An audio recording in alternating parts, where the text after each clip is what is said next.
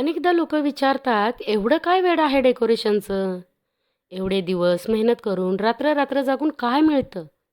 आणि त्यावर आमचं एकच उत्तर असतं. लोकांना आवड असते, आम्हाला वेड आहे वेड बाप्पाचं डेकोरेशन करायचं. आणि का नसणार? गणपती आगमनाच्या 2-3 दिवस आधी घराघरात चालू असणारी नाईट शिफ्ट ज्याने अनुभवली आहे, त्यालाच हे वेड समजेल. रात्री 3-4 वाजेपर्यंत कटर कात्री फेविकॉल हातात घेऊन बसणं, लाईटची माळ कुठे लावायची यावरून वाद घालणं आणि पाठीत आणि हातात कळ निघत असली तरी सकाळपर्यंत मखर तयार झालंच पाहिजे हा ध्यास असणं. जो बाप्पा वर्षभर आपल्यावर सुखाची समृद्धीची सावली धरतो, त्याच्या स्वागत सोहळ्यात कोणतीही कसर सोडून कसं चालेल?